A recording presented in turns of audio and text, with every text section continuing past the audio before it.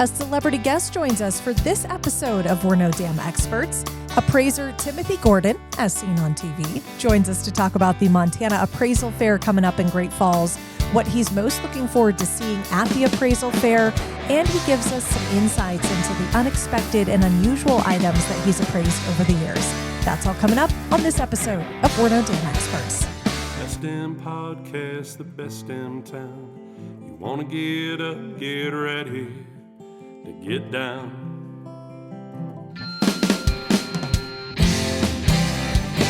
With its big wide sky and the wild river Thames, if you want to go, we can take you there to Great Falls, Montana.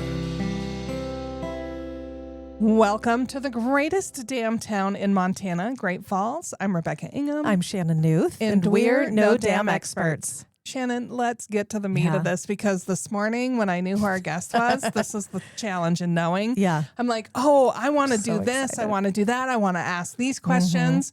And I almost brought stuff in for props, but I'm like, that's pointless. That's pointless. Don't leverage your position of power to benefit Don't pull yourself. one over on him and be like, So yeah. I was proud of myself, Good but I have a job. lot of questions. Okay. So tell us Let's get right in. We do have a true expert with us today, which we're so glad to have Timothy Gordon here with us, appraiser, master. We'll learn all the right language. Good morning. Thank you for being here. Good morning. Keep going. I like your train of thought. Yes, extraordinaire, master, all hail. Yes. Well, I am no damn good, but I am an expert. So. Well, I'm really excited. I got a little nervous because Shannon sent me your bio, your history, and I'm like, what are we doing with such greatness in our podcast studio? Stop. You're just going to be dumbing it down. But will you tell our listeners a little bit about yourself? You're not living in Great Falls. Any chance you were born here? You know, I have family who are from this part of the world. Okay. My mother lived in Great Falls. Oh. I am a Montana native. I grew up in Missoula. Okay. I'm sorry.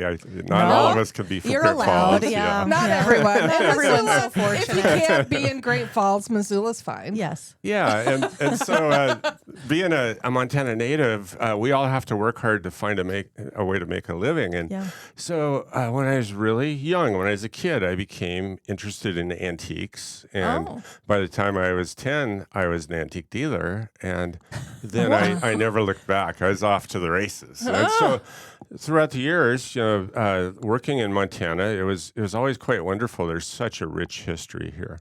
That fed from my love for Western history, Montana history. And then I became an expert. In my 20s, people would come to me to ask advice on artifacts, and that led into a lifelong career of being an appraiser. And so then I grabbed that handle, and I was off to the races. I've worked all over the country, but Montana's my home, and I love to help Montanans because we have a unique history. We have the sweetest people on the planet. Sometimes they can get a little grouchy. But I mean, not us, but February. February's tough for us Montanans. yeah. Tell me how how do you become what goes into becoming an appraiser? At 20, I can't just stand my flag in the sand and go, I'm an expert appraiser. What does it take? Are you researching, reading books constantly? Are you? And by the time you were 10, you were doing this. I want to know about that part too. Okay, well, I'll start when I was 10, and then I'll jump to 20 really perfect, quickly. yeah. So, when I was 10, there was a national bottle craze, and so I had an older brother who got out of Vietnam, and with his combat pay, he bought a Camaro. And so we went around the state with a couple of shovels, and we would ask ranchers and people if we could dig antique bottles. And so that was, we loved the history of them, but they had a value then. There were national bottle shows like Missoula and Great Falls and Butte all had bottle shows in the late 60s. And so that turned into, one day we heard that there was a large city dump being bulldozed. And so we went over and we filled up the Camaro with bottles. We took them out. We made $100 and I was a dealer. I mean, it was kind of addictive. Later on, though, after we go through this process of me collecting and going to shows and being... when do you expand from bottles, though? Yeah. It's kind of a world, because a bottle, let's say it's from Mentrum and Briggs in Old Great Falls. There's a building on Central Avenue here with that name on it. Well, they had a liquor jug with their name emblazoned on the front of it that I dug up one time, and they're extremely valuable and extremely rare. So that leads into, you think of who, those were in all the saloons in Great Falls and all the little towns around here, Cascade Belt, wherever. So those saloons had advertising behind the bar. They had paintings of shady ladies sometimes. Sometimes we love a shady lady. and also paperwork and spittoons and later on slot machines. And so an object has a history and a story, but it's associated to people and the community and, the building it's in and the community and the state it's in. So that led me off to cowboy things, Native American collectibles, everything. I just fell slobberingly in love with Montana history. And so I was, I got to the point where eventually I had a catalog that dealt in only Montana history items. Well, then it turned into things from the West. And so anyway, we'll skip to the 20 and the late 20s. And I was down in Virginia City, Montana. I had migrated down there, and I had a business down there, a photo studio and a store. And then I opened more stores down there, and I would buy 1860s houses and revamp them. And one day later on, this would have been, I can't remember the date, we're going to say somewhere in the 90s, the state of Montana came to me and they asked me to appraise the contents of Virginia City, Montana, and Nevada City for the state to buy for the people of Montana. So that was a 6-month journey that I spent with the wonderful John Ellingson. He was from Great Falls, Montana. He was the curator of Virginia City, Montana for the Bovey family. Sue and Charlie Bovey are legends here in Great Falls. Yeah. But I had to go through, there were buildings that hadn't been opened for decades. And so in doing the appraisal project, I actually would have to dig the sod away from some of the doors to get in to see the million artifacts that are in Virginia City. And that became my first big project. So it was, you can't go out and learn to be an appraiser. Back to your question. I'm sorry. I've gone pretty far away from your question. No. You just have to see and hold and cram millions of things through your psyche. And you have to kind of love those things. I'm lucky in that I have a photographic memory. And so I can. That does seem helpful. Yeah, thank you. It really helps in my job. Yeah, I can still walk by the buildings in Virginia and Nevada City, Montana, and I can kind of name the roster of everything that's behind those doors down there. Wow. So that's part of the story of how I became an appraiser. How do you put a value on some of that stuff? Like, 'cause, you have. Obviously, there's the emotional connection to something that's probably not worth anything from a monetary standpoint. For example, I'm going to give the weirdest example. I had a basketball hoop at my house. I got it twice for Christmas, one time when I was in high school, and then a second time when I bought my house. And so it sat in our house. An accident happened. The basketball hoop broke. It can't be replaced. Yeah.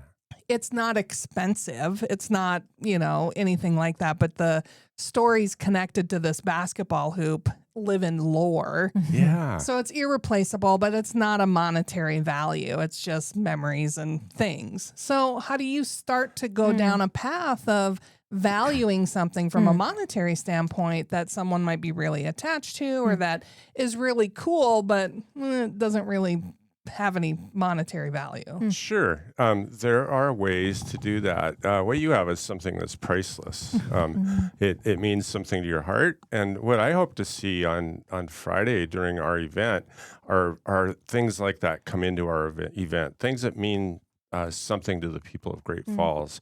And Great Falls has a lot of treasures simmering in the basements and attics. I mean, I've appraised all over the world, if hither and yon, even in foreign countries. And I think that things are going to come in on Friday that are like your basketball hoop, that are priceless. I've actually, we've had people come into our events that have something that means so much to them that it's infectious, it's contagious, and so you get excited about it. Yeah, we get excited about it, and hence that's where the germ of value happens. It's like, why? I have all this stuff in my house. It's like, oh, it means so much to me, and I'm sure when I die, my kids is going to throw it all away, right? Yeah. So, but value. So let's talk about the concept of value.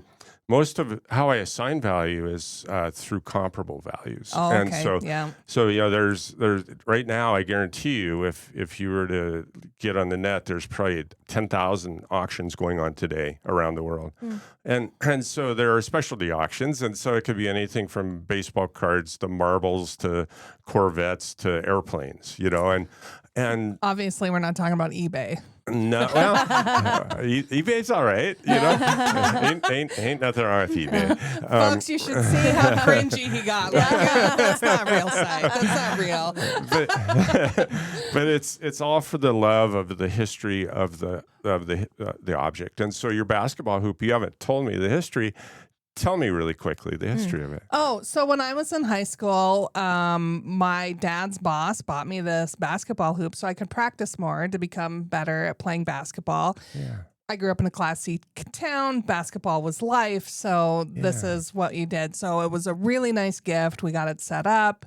It moved with my parents after I went to college to their house. And then when I bought my house, my dad gifted it back to me for Christmas because I'd bought my house. I'm like, oh, he goes, now you can start playing basketball. I'm like, I really love that. So he gave it to me for Christmas. We put it up. And so we have just hours of playing basketball, my husband and I, in the front yard. Kids come over and we play basketball with them. We play horse. And the real funny part of the whole story has nothing to do with the basketball hoop. But when my husband and I started dating, I'm like, I'm kind of a big deal in my school when it comes to basketball. And he's like, Nice. There's no possible way. I'm like, no, I'm kind of, like, we went to state every year and I hold records and, I've got this championship necklace and all this other stuff. And he goes, whatever. Cool. That's Forward cool. years later, and we're in the school. Like, I don't go around bragging about it and sharing it, but I was just telling him, like, no, basketball's a big part of my life. And so we're at the school, and he's like, oh, you really are in the record books here. And I'm like, yeah. And then he looks through the trophy cases, and there's just all of our trophies, and my name's on the trophy because all of the team's name was on the trophy, and there's pictures of our team, and there I am. And he's like, so you weren't lying to me about this basketball thing? And I'm like, no, kind of a big thing. Yeah. So that's this history behind getting to have this basketball hoop that came from my dad's boss, then my dad saving it until I bought my own house, and then giving it to me again for Christmas, allowing me to just keep that basketball journey going. So, Well, and the collectors of that hoop that put a value on it are you, your competitors, other people in the school, so it has a monetary value. Somebody else would want that trophy. I just want to come over and shoot horse and have a beer with you guys. yeah, So. it would be fun. It doesn't exist anymore, but it would be fun. Oh, So what happened to it? it broke. Oh, Yeah. So sad day. whole nother story. Yeah. Not the point of this podcast episode, but Yeah. but that's interesting to look at kind of the parameters of what goes into creating value. Yeah. Now, let's talk a little bit about the event. We already alluded to it. Yeah. We have this amazing event happening in Great Falls Friday, November 14th. Mm-hmm. It starts at noon and Noon goes until 8 p.m. Yes. That's a big day. Yeah, that's a lot of human interaction and looking at things for you. Yeah, it's invigorating. Do you get a lot of energy from people telling their stories and learning new things and wondering what the next thing popping up is going to be? I get such a buzz off of it. You have no idea. You know, as people come in and they truly want to hear the history of what they have and the value. And so we do that. But it's, you know, I'm not chasing the thing. I'm chasing the story. And so I always like to have what people, when they bring it in, they are able to tell me this story. So I spend a day conversing with incredible people with interesting things about fascinating stories. It's about you hear their life stories. Yeah. And so I'm working with the day is we're donating our time, another appraiser and I. It's my buddy Grant Zahajko, and Grant is an auctioneer actually. And I met Grant when I was in TV school at PBS for Antiques Antiques Roadshow, and we're just became fast friends ever since. Well, move to today, and we're both on the board of directors of the Foundation for Montana History. So we are donating our time, and then it'll be at the History Museum here, and so it's a good cause for both those organizations who save Montana history.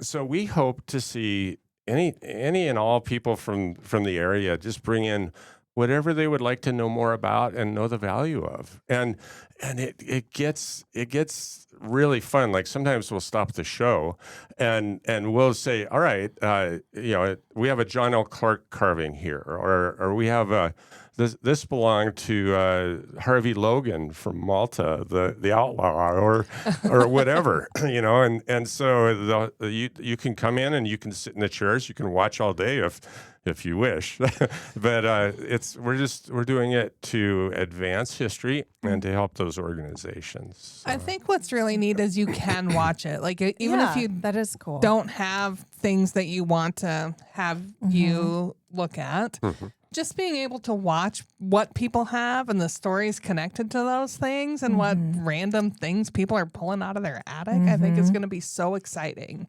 And there's no cost to watch. You can show up at noon, you can stay until 8, you can spend all day there watching these people work. No cost. But if you want something if you want one-on-one time with one of the appraisers, then you have to buy a ticket and get your item available for them to look at. Yeah, it's pretty much a donation of $15 per object and with a limit of 4 objects. Yeah, it says you get 5 to 10 minute verbal appraisals. Fancy. And up to 4 appraisal items per group. Yes, and it's a verbal evaluation. Yeah. You know, Grant and I we're generalist appraisers, and so we've seen everything and millions of things, and we just don't have time to tweak those comps. So it's not for legal purposes. It's for fun. It's our knowledge of, and so we're calling it valuations, and you'll find out lots about your thing when you bring it in. Do you have like the thing that? Are you going to get an item somebody brings up and you're like, I think this is better done by someone else? Or is there a divide and conquer plan between the two of you for the viewing of items? We both are. I'm being facetious here. we both know everything. So no, that's totally not true. But when people come in with sports memorabilia, Grant is one of the world's foremost sports memorabilia experts, and so you'll see him on the program we referenced. He's pretty much on every week because you can't stop Grant. He loves sports. He loves sports. Yeah. So that's one thing he does. But he also has a really active auction house in Washington State, and so he's an expert on prints and art and glassware and yada yada yada. And then same with me. You know, I've some of my credentials are. You know, as I said, I'm an appraisal with 1 million artifacts. Yeah. And so I've seen just about everything, and so is Grant. If I think he'll do a better job on something, I'll pass it over. So let's dig into your credentials, because honestly, I was fine before I read anything. I'm like, this will be fun. It'll be great. And then it's unusual, by the way, for you to do any kind of research. Homework before. That's just the style of our podcast, right? Yeah. But then to see what you've been involved in, I'm like, well, I'm not going to bring my stupid thing now. Like, Yes, you are, because that's what we want. We want what you love. And I'm a crappy basketball player, by the way. So. but tell us some of the things you've been a part of. And I'm just going to name some of the ones that made it to my list of interesting things. Al Capone, Princess Diana gowns, castles. Who would have thought to Appraise a castle? Yeah. Yeah. Well, Tim does it. Yeah. Well, I didn't appraise the castle, but I did appraise at Kensington Palace. I was invited to fly there and appraise Princess Diana's gowns. And that was such an honor. Here I'm working with the things of the most famous princess of 500 years, legendary, died tragically. And it's my job to go in and work with her very personal things that still had her DNA on them, in a sense, and you get an attachment to Princess Diana. Princess Diana by the time you've gone through her wardrobe, yes, and done it to evaluate it, to save it it was on display at Kensington Palace when I did that, so it had to be protected with insurance, yes. Oh. Yeah. So, yeah, and you mentioned some other things. Do you want me to just tell stories? Just tell us a little bit about. I want people to understand the breadth of the knowledge and the things that you have done. It's not just thank you trinkets. It's not just jewelry. No. It's not just art. I mean, it's things I would never think you would find someone who could appraise something like that, Well, two of my favorites are right here in Great Falls. I was so honored to be asked to appraise the paintings of the C.M. Russell Museum.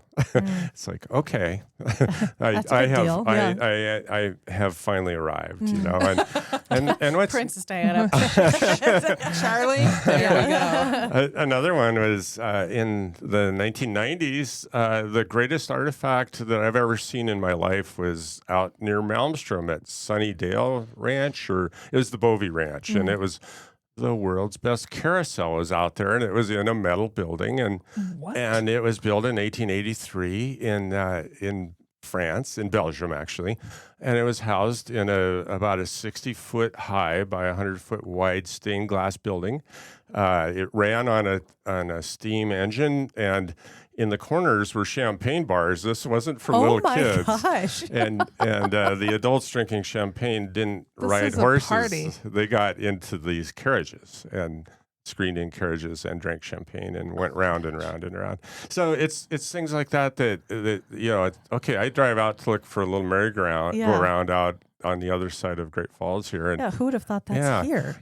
Where is it now? Is it still out there? Yeah. Do I need to go on a pilgrimage to find this place? It's in Chicago. It was purchased by a gentleman who collected coin-operated machines, and it's on display in Chicago. His name was Jasper Sanfilippo. And anyway, so another story. So one day I'm on TV, and I have Jim Morrison of The Doors. His college roommate comes in and has a book that Jim gave him. It was an ex-library book. I know libraries always have used book sales. We don't know the provenance of where Jim got that book, but anyway, pretty soon, the next week or so, I get a call from the family, and when Jim Morrison had left the band, he'd left the Doors, and he went to Paris, and he spent almost 2 years writing poetry and songs over there, and then tragically he died in a bathtub in his Parisian apartment. And so his common-law wife, Pamela Corson, put that all in a vault until I was seen on Roadshow. The family called me. I flew to that vault. And I just cracked open Jim Morrison's writing legacy. He was a great poet. He's probably one of the greatest poets of his generation, and his music. There are all these writings, and so that recently was published in London, and now you're going to start hearing Jim Morrison all over the place again. He's wow. He's his grave was the most visited grave on the planet, and As a matter of fact, they just recently recovered his stolen headstone, which is a bust of Really? him in Paris. Yeah. So, Wow. so anyway, I'm involved in adventures like that, and brushes with the famous. But I'm from Montana here, and I love you all, Great Falls and Montanans. Because Why do we not have a movie about you? I mean, we've got Seriously, yeah. This is like better than Indiana Jones, Yeah. in my opinion. Yeah. Like just random. We need an appraisal over here, and you're on a plane like and a looking at superhero. random Yeah. things. Is there anything that's ever just caught you off by surprise? Like you're like, what in the world? Every day. Yeah. A good one, back to Montana, just to try to ground it with our people here. It's one time I was helping in the Virginia City project, and there were boxcars down there, and we didn't know what were in the boxcars. So we took a crowbar and I popped open the lock on it and went in there with John Ellingson, and we had to Tyvek suit up because there had been pack rats in there for years and it was deep. But leaning in there against the walls were these. They looked like they'd been in the heat. They were stained glass windows that had all curved, and there were hundreds of them. And so it took us about 6 months to figure out that was the barrel vault ceiling from the Montana State Capitol, which had been torn out for white tiles, I think, in the 60s. And Charlie Bovey had been wise enough to save that ceiling. And so then Ford Bovey donated it back to the Capitol. And when you go into the Capitol, the barrel vault ceiling is in there. Luckily, it's been cleaned off, though. Yeah. Yummy. So things like that. Seems like a cool thing. Like, I'm just going to take one of these and put it in my house, you know? They won't miss this one piece. Yeah. Are there times when you are like, oh, this is really neat. This is the value of it. I'll buy it from you right now. Yeah, I was thinking that too, and with Grant as well. With having an auction house, are you prone to buy things yourself often from people? No. The thing about it is... I would be penniless. Yeah, there are appraisers' ethics. And so if I'm hired by a client, I want the utmost for my client, and that isn't profiteering off of them, and sure, I drool over things, yes.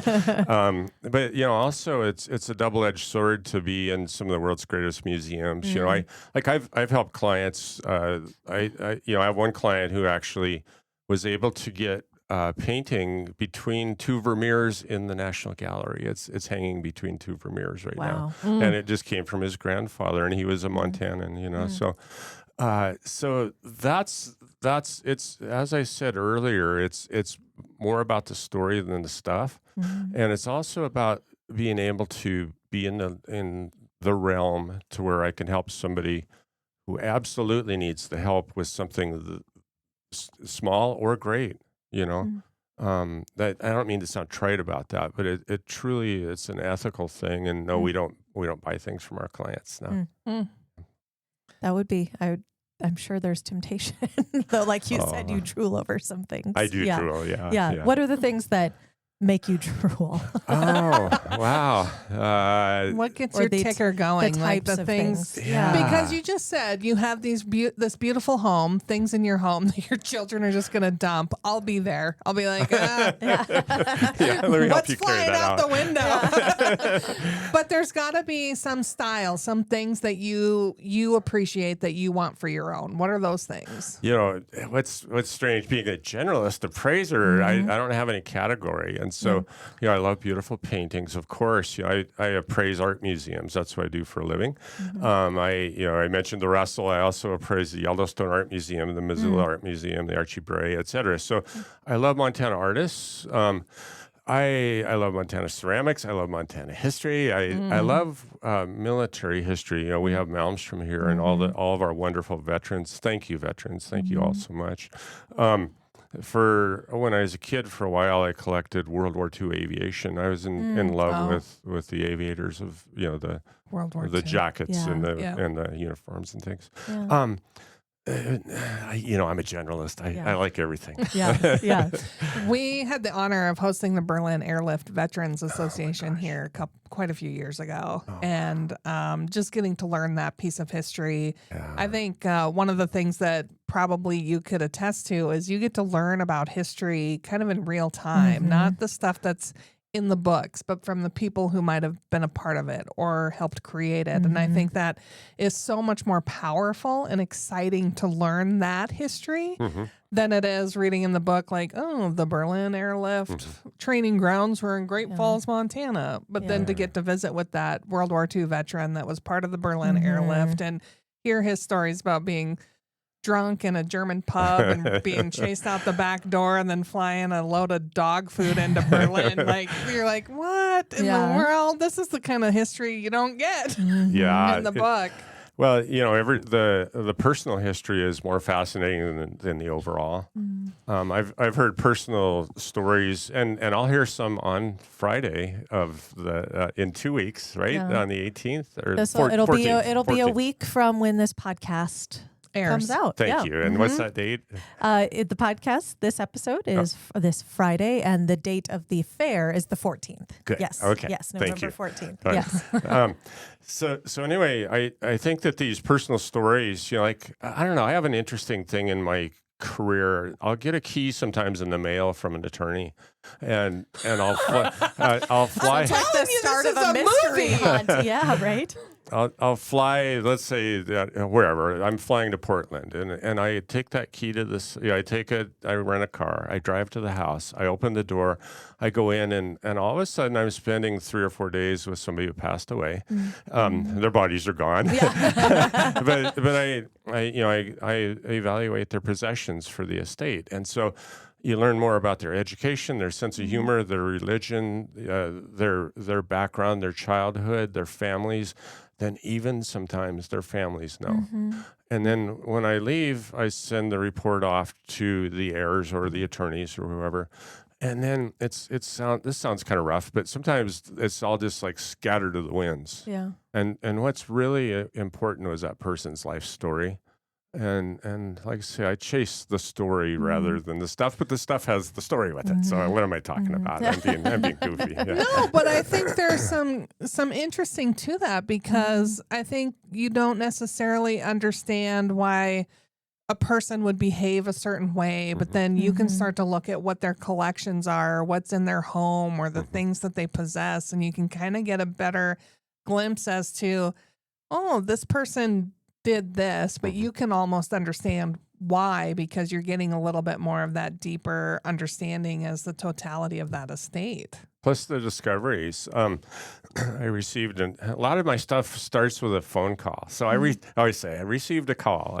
So the call that morning was from Al Capone's granddaughter, and those kids, they had a rough life because their name was Capone, and they actually had to change it. And so Al Capone, he wasn't an angel. He went to prison for tax evasion, and he. I visited his cell in Pennsylvania. Oh, did you? Yeah. It was really interesting. Wow. Anyway, keep going. So anyway, the granddaughters, everything that Al Capone left when he died went to them, and so. They asked me to come in and just kind of tell them what they had. And so one thing I found in there, I had to put everything I thought about Al Capone on a shelf. It's like I just, I'm going to go in and look at these things and see who he was from that angle. And there's a letter in there, and it was from Alcatraz, and he was writing to his son, Sonny. And it starts out in a real kind of a wonderful, heartfelt Italian way.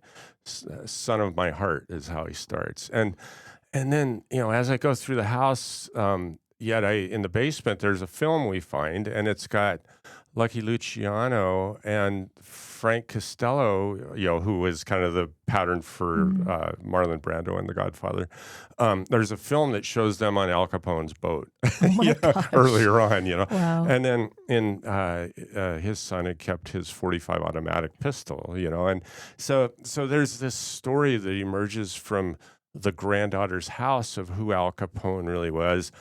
even like the film, I mean, that speaks to crime in America and stuff. So anyway, it's he certainly wasn't one of our country's exemplary people, but it was very interesting to see what stories his things told. Yes.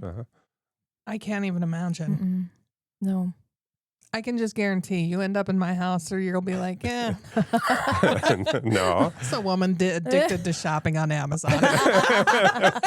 Well, there are probably things on Amazon that you could buy right now that in 1 year will have gone up, but don't quote me on that. Yeah. I am not Yeah. a financial advisor. Yeah. Make those investments now, people. Right. Does it make you, because you're seeing people's stories through possessions or items, does it make you think, what are people going to know about me? Who's the appraiser that comes into my house going to know about me when I'm gone based on my possessions? You're scaring me. She's a journalist, so she does all the hard-hitting questions. What I hope is that whoever goes through my things, probably my daughter, gets that I saved some things for posterity, and that I did things that helped people. And I keep going back to that. That's I don't mean to beat a dead horse there, but no, seriously, I like the things I have and the stories I have about these appraisals, and I've never really had a client I didn't end up being friends with. So at the event, as we said, people can show up, watch, and then they can buy tickets. Do they have to buy ticket? Do you know? Do they buy tickets that day? Do they have to buy tickets in advance? Why am I struggling with the word tickets? Yeah, I think it's all right. Ticket. So no, I think that it's good to call and reserve a time slot. Okay. Yeah, and you can also get tickets at the door, but there are time slots involved. I'm not sure how it's being handled. That's through the Foundation for Montana History. If you want to give a call over there, they can help you with it, or else call the History Museum. They also. I don't see any distinction here on the site, so I'm guessing you can show up, but probably calling ahead of time to know a time frame would work best. Yeah, but please show up. Just show up. Yeah, everybody show up. Yeah. Are you going to work nonstop from noon until 8, or are they going to give you breaks? Yeah, they have lunch for us, and I never eat it because I'm always too keyed up. Yeah. And so I'm so excited. Yeah, I just want to keep going and more, please, So it's, I probably will take a tiny break, but not many. I have heard that there's going to be some unique things that you get to look at from the History Museum's perspective. We had Connie on the podcast episode, and she kind of alluded to some of the things they had within their collection. Yes. That they were looking to have part of the appraisal fair. Yeah. I was shocked because she said one of those things was a letter from Anne Frank. That's right. Yeah. An Anne Frank letter. I don't know what the letter is. Yeah. I don't know, but it's in the Great Falls, in the Cascade County Historical Collection. That's exciting. Yeah. I'm kind of funny. Ruined the surprise for him. Yeah, sorry. I guess I should have said spoiler alert. I don't know who gets it. Well, what's cool about being an Antique Roadshow appraiser, I'm no longer appearing on the show, even though my reruns ad nauseum. You'll see me. You will live in infamy on there. Yeah. By the way, I was named one of the top 5 of the show, so I was always really proud of that. But yeah, it's one of those things where, what did you just ask me? I'm sorry. I got to talking about how great I am. That was the question. We're not going to argue with that. But we were talking about the Anne Frank letter that Cascade County Historical Society has. Yeah. I'm so excited that it's coming in, and I haven't seen it. And so what'll be nice is when it comes in, it'll be fresh, and yet we'll do a little mini research there, and then we will also be able to speak from our vast knowledge about things. Yeah. And then we've invited the other wonderful museums here in town too to have artifacts if they wish. Wonderful. I know that the square, the Paris Gibson Square, will be bringing a painting. I happen to know Tracy Cosgrove, the new director there. We heard. Yeah. Yeah. We heard, Yeah. And Yes. and then also the Russell. Hopefully they can bring something over too. That's really neat. Yeah. Yeah. So Well, I think that's just going to be fun. Now, is there going to be like a head-to-head competition between you and Grant of like sealed numbers? And then someone reads them who and appraised the Oh. most value. like how far apart are the two numbers? that might be kind of fun. Yeah. I bet that we would. I've worked with Grant before, and when I was on the collectibles table with him at Roadshow, we were usually pretty close. Because that's our job is to be those guys that know what things are worth. By the way, the British Roadshow, they get a day to check stuff out, whereas the American Roadshow. So if you it's walked You're in, on. Cold. yeah. If it's going to go on, people just say, "Get your makeup on right now," Yeah. and all of a Be sudden, ready to millions go. of people are looking at the side of your head. So it's pretty interesting. What I've always found interesting about anybody who can appraise is they start with, well, this is from this era, Right, they and just it has know. this. I'm like, How do how you do know? you know? How do you know? Like, I just feel often on this podcast, Yeah. I will just say things. And I say it with authority, and people are like, oh, that must be true. And 90% of the time, it is true. Maybe you 95% do have a pretty of the good time. record. But I look at some of the times I've watched, one of Yeah. those kind of shows, whatever it might be. I'm like, how do you even know? How is Yeah. like what is? And then Yeah. they're like, it's this stroke right here, and this painting tells me it was from this. I'm like, what? And when you're a generalist, Everything's literally on the table. everything in the world is on the table for that. I have a PhD in everything made in the world. Right? Yeah. How do you what kind of education goes in? It sounds like it's, real on the job education with these things, but how do you know what you know, and how do you continue to learn? What does your off time look like when you're not actually appraising? Are you reading every history book ever? Well, you asked what my house looks like, and it's about ready to collapse from collecting books. And so we've read millions, not millions. We've read articles and thousands of books. We have the reference works if we need them. Occasionally we can do a quick look up on the net, which we don't do much because we have seen and actually laid our name to the value of millions of things and done it in front of millions of people. and so That's not nerve-wracking at all. Right. Yeah. I think I know that Grant has a photographic memory, probably better than my photographic memory. And so if you love something, I don't know, you know how it is when you love something, you remember it. It's like if you love sports, you know the color of every jersey on every basketball or football team, and yet we just go broader than that. We love lots of stuff. Is there things that you've seen where you're like, this is kind of interesting, I want to learn more, and you start digging into maybe an artist you wouldn't have been familiar with or a creator or something, like you're like, I'm going to learn more about this. Like I know an inch deep on this, but I want to go 10 inches deep. Yeah, and it's always the backstory. It's always the lives of the person who owned it or created it. Like if I have a painting, okay, so here's a good story. I'm working with one of the Russells, Charlie Russells, and on the back it said, here's the provenance written on the back. It said from Charlie to, I don't remember her name, let's say Jennifer Miller, to Sadie, our girl in a house, to the piano player, Tom. I mean, so there's the painting. It's beautiful. It's got an image, and pardon me as a paraphrase, everybody, and pardon me over at the Russell. but anyway, it's like you look at the painting, you don't know that backstory until you turn it around. Literal backstory. Yeah. And yet there's another backstory within the painting. It's Charlie's brushstrokes and what happened in Charlie's life to where he was sitting there and he decided to paint that scene. Why did he decide to paint it? And why is it the best painted animal you've ever seen? Because Charlie Russell lived amongst animals and he knew how to paint an animal. And why did he choose that scene that day?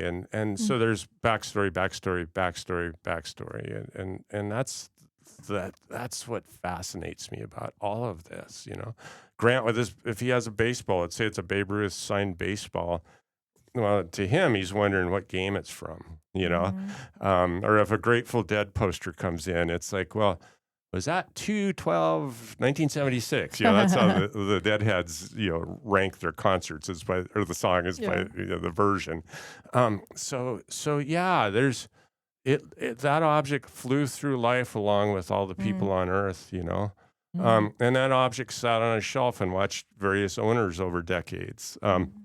There's a great book out there, The Collector's Collector. It's about I think it's a Mesopotamian pot that goes through the century, and the stories are all about the people who owned it, and it finally falls in love with one of its owners. Oh. I'm getting goofy now. Okay, No, more I coffee, like please. No, I like it too. I have so many more questions. But you think of that, like my mom, I often think of people like my mom who are like, oh, I've got this piece of whatever crap from whatever. It's worth this much. I'm like, well, I don't think you really know. And I look at it and I'm like, great. What are you going to do with it? It just sits on a shelf, or it just, there's no usefulness to it. But my mom gets real excited about antiques and old things and random stuff. Well, I like your mom already. Yeah. What I like about that is that everything made on the planet, like I'm looking at a bottle of water here. The bottle was designed by an industrial designer with probably a PhD in design. The label is designed by another artist. Everything made. The microphones look like they do because they're visually cooler that way, and people buy them. So and then I love the idea that your mom is collecting. Some of the things that your mom has may not be earth-shakingly valuable, but if you come into our appraisal event, Great Falls, we give you time, and we never make anybody feel bad if they have something that's not worth a lot of money, because there's that beauty in it as an object, no matter what it is. So bring it in. If you love it, bring it in. We want to see it and share it and celebrate it with you.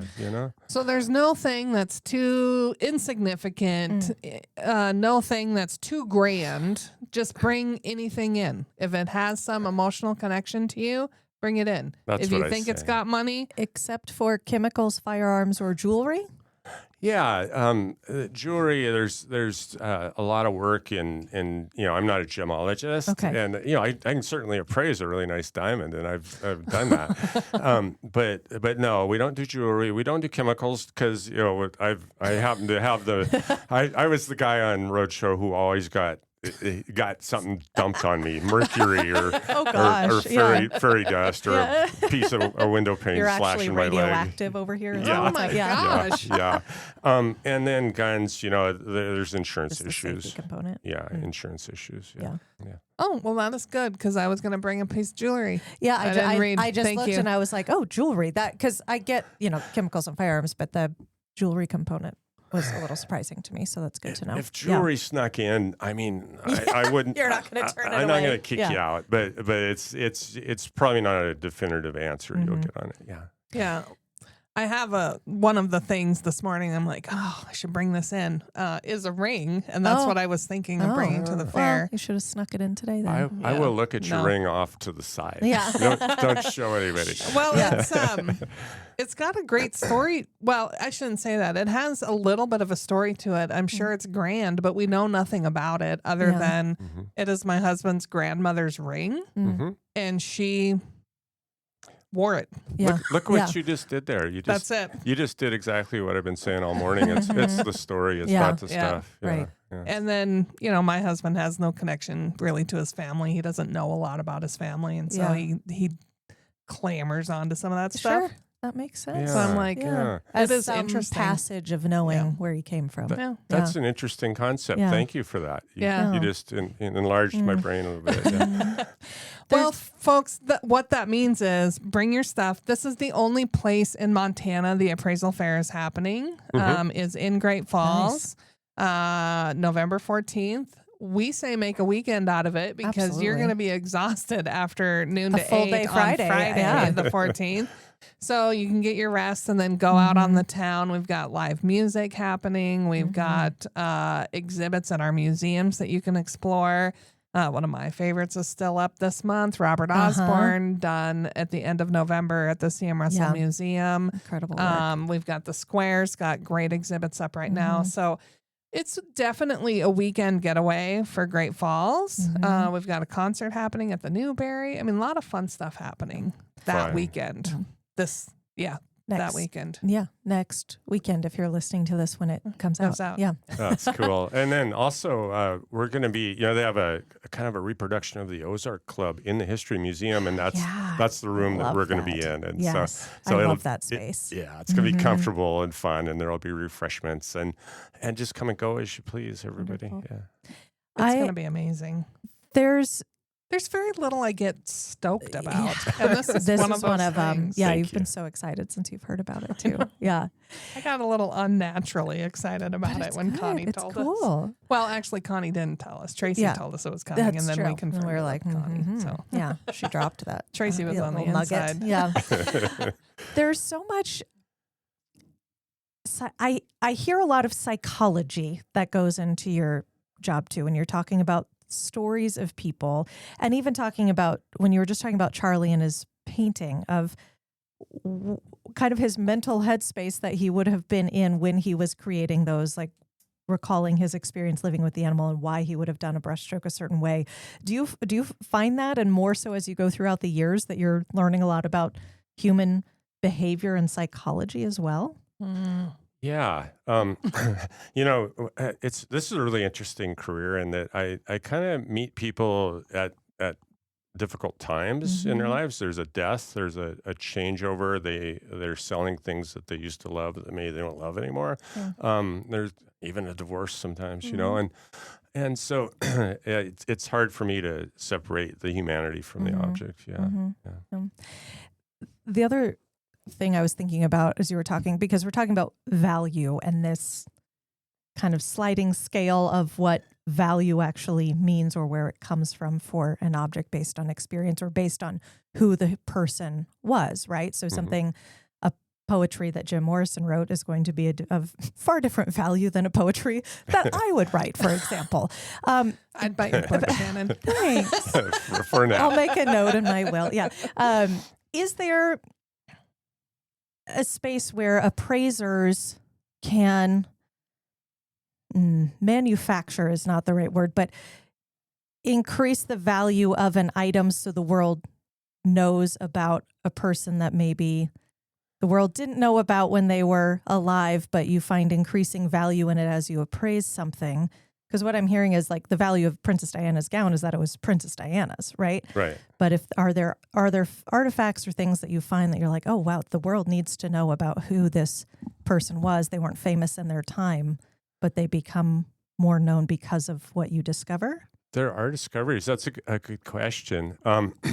By the way, there's another layer with the Diana gowns is that they were made by the best designers on the planet. And a lot of times they had actual jewels woven into them. Not jewels, but pearls and things, But as far as we discover things, it oftentimes that information is value. And it's like, wow, that had an association, this on that day in that event, we thought it was X, but then it met X, X, and X. It's like this baseball by Babe Ruth, we'll go back to that, may have been in a very special game. And as an appraiser, if we find out that it was in the World Series of whatever, then it's worth more. So yes, we can't just say poof and create higher value. We're very analytical about our comparable values though too. And so it's important to make sure as an appraiser that I find the right comparable values. If they're too low, you didn't do your job well enough, and if they're crazy, unrealistic, you didn't do your job well enough either. Yeah. Well, I am so excited to see you and Grant in action on the 14th. And see all the things people are going to bring and all the opportunities we get to learn about all the things that'll be there and the people that have them. I think it's going to be one of the greatest things in our community this year. Thank you. Thank you. A quick random story for me. I am a millennial. I grew up with Beanie Baby collections, right? Yeah. Oh my goodness. So when you were talking about, I was just talking with someone about this the other day, this made up value. So Princess Diana, there was a Princess Diana Beanie Baby. Purple. Purple, correct. And growing up, there was this like lore that if you have a Princess Diana Beanie Baby and you get the tag preserver and it's a perfectly preserved Princess Diana Beanie Baby, you hold on to that because it's going to be worth a lot one day. Do you see in your Princess Diana explorations, have you seen a lot of people trying to get a lot of value out of their Princess Diana Beanie Babies? I have, yes. Yeah. And if you go online today, you'll see hundreds of them. Right. And they'll start up with lots of zeros behind them. And are people actually getting that though? Because I feel like all of us millennials, I have one at home. The tag isn't perfectly preserved, but I'm like, they can't all actually be worth a lot of money. It was just something we were told as children. There are spectrums of value on Princess Diana Beanie Babies. You'll find some down in under $100 too. But I think there are special editions. Yeah. I'm not a Beanie Baby expert, by the way, Great Falls. I'm not a Beanie Baby expert.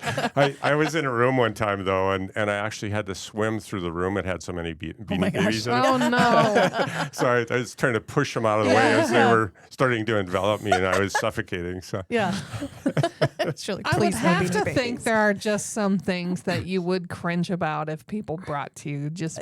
Like I think of the Beanie Babies, and I would like if I were an appraiser, I'd be like, "Oh, are you kidding me, people?" I'm not snotty. I really, if you love it, it's fine. You know, what's a story? Here's a story I'll bring out. And please don't do this, but there was a gentleman a few years back when we did this, and he had a couch that he wanted us to appraise, and he couldn't bring the couch, so he brought a couch cushion, and we didn't, because there's a guy standing there with a couch cushion, and we didn't not treat him kindly, and we made over the couch, it had the finest of fabrics, and it was it probably had a wonderful story, yada yada, so.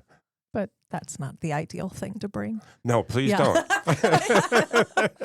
Furniture is not that great sometimes. You guys are a bad influence. This is too fun. So I'm not staying to the party line that I better not get towards the edges of all this. Bring anything except jewelry, guns, and chemicals. And sofa cushions. No, bring your sofa cushion if you want. No, watch, one will show up now. Thank you. Right, you're welcome. I think that's nice to hear, though, because I think I would be nervous to be like, oh, he's going to think this is stupid. So it's like nice to hear that. Nope, like, nothing stupid. Bring it on. Yeah. If you come in, tell me a story. Because you're supporting these organizations, we love you and we love your object, no matter what you got. So. Well, and thank you, both you and Grant, for donating your time to be here. We're incredibly fortunate to have you. So thank you. Yes, 100% echo that. We couldn't be more excited with the talent you're going to get to look at your object and hear your story. So how much is an autograph from you worth? I will embarrassedly, is that a word? Dole out autographs for Zip. Yeah. Perfect. Well, folks, make your plans now. November 14th. Be here no later than noon. Stay till 8. Spend the weekend. I mean, that's what our gig is. I mean, that's what we want you to do. And have just a blast seeing these stories, seeing the things, watching Grant and Tim. I was getting there. Tim in action and learn about their history and their knowledge as they just whip things off the cuff and tell you everything you never knew about the items that were there. So Tim, thank you so much for spending your morning with us. Thank you very much. With the silliest little podcast that ever existed and telling us all the lore that you've been a part of. Honestly, let's make a movie about your life. I think it's going to be great. And if you write a book about all your stories, it should be entered, alongside the history books. Yeah. Well, I am actually writing a book. By the way, thank you for what you just said. Thank you so much. And my website, I'm going to give you my website Yeah, please too. do. So We'll if put it people in the wanna- show notes as well. want to learn more about it, it's gappraisals.com. But thank you for what you said. That's very kind. Yeah, and thank I'm you. so excited to be a part. I'm probably going to take Friday off. I'm so excited. So, well, just that afternoon. Yeah, same. Okay. All right. Folks, if you need help planning your trip, we're here to help. 406-761-4436. I haven't said that in a while. Yeah. Check us out at visitgreatfallsmontana.org. And until we see your bright, smiling, happy, healthy, beautiful faces in our fine city, we do hope you're creating amazing memories with your friends and family wherever you might be. See you soon. We're No Dam Experts is the recorded claims from Great Falls, Montana, covering what you need to know about this amazing damn town. Damn, that felt good.